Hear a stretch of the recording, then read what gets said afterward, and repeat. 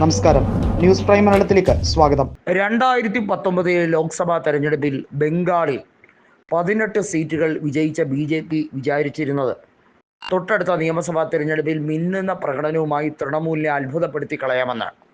അവർ മത്സരിച്ച് vote share വർദ്ധിപ്പിച്ച് സീറ്റുകൾ വർദ്ധിപ്പിച്ചെങ്കിൽ പോലും അവർക്ക് 100-നടുത്തെത്താൻ കഴിഞ്ഞില്ല.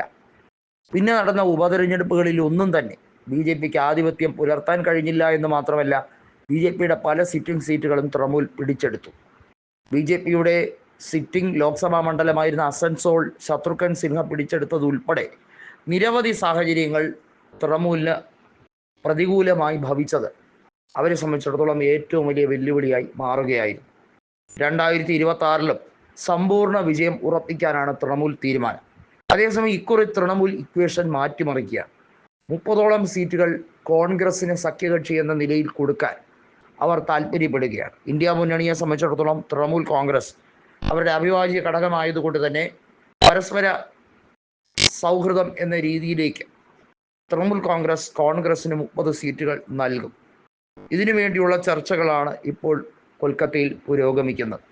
തൃണമൂൽ കോൺഗ്രസിനെ ഏറ്റവും കൂടുതൽ വെല്ലുവിളിക്കുന്നത് BJPയിലെ സുവേദു അധികാരിയാണ്. സുവേദു പറയുന്നത് BJP നിയമസഭയിൽ അധികാരത്തിലേക്ക് എത്തിയാൽ ഒരൊറ്റ മുസ്ലിംകാരനെ പോലും സഭയിലേക്ക് പ്രവേശിപ്പിക്കില്ല എന്ന വർഗീയ വിദ്വേഷം വിഷമമിപ്പിക്കുന്ന രീതിയിലാണ് ചീറ്റുന്നത്.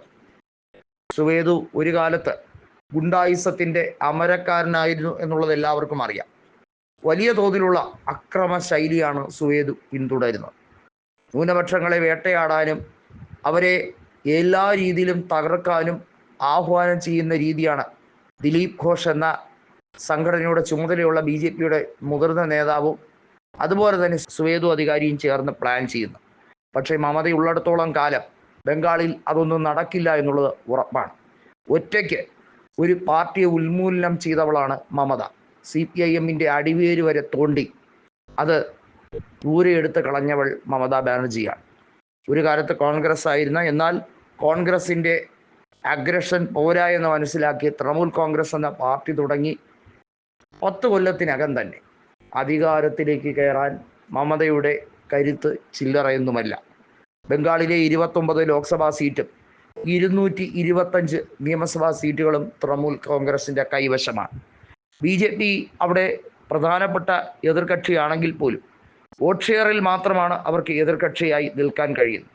സീറ്റുകളുടെ എണ്ണത്തിൽ വളരെയധികം ദുർബലമാണ്. എന്നാൽ പോലും അവർക്ക് മെച്ചപ്പെട്ട വിജയം കൈവരിക്കാൻ വർഗീയത ആയുധമാക്കി, പ്രത്യേകിച്ചും തൃണമൂൽ കോൺഗ്രസ് ഹിന്ദുത്വ വിരുദ്ധ പാർട്ടിയാണെന്ന് മമതാ ബാനർജി എന്ന പേരിൽ പോലും വലിയ രീതിയിൽ കള്ളത്തരമുണ്ട് എന്ന് പറഞ്ഞുകൊണ്ടാണ് സുവേദു അധികാരി അവിടെ പ്രചരണം നടത്തുന്നത്. എന്നാൽ മമതാ ബാനർജിയുടെ രാഷ്ട്രീയ ഭാവിയെ തകർക്കാനൊന്നും ആർക്കും കഴിയില്ല എന്നുള്ളത് വ്യക്തമാക്കിക്കൊണ്ടാണ് അഭിഷേക് ബാനർജി ഇപ്പോൾ രംഗത്ത് വരുന്നത്. വളരെ വൈകാതെ തന്നെ താക്കോൽ സ്ഥാനം ഏറ്റെടുക്കാനാണ് അഭിഷേക് ബാനർജിയുടെ തീരുമാനം.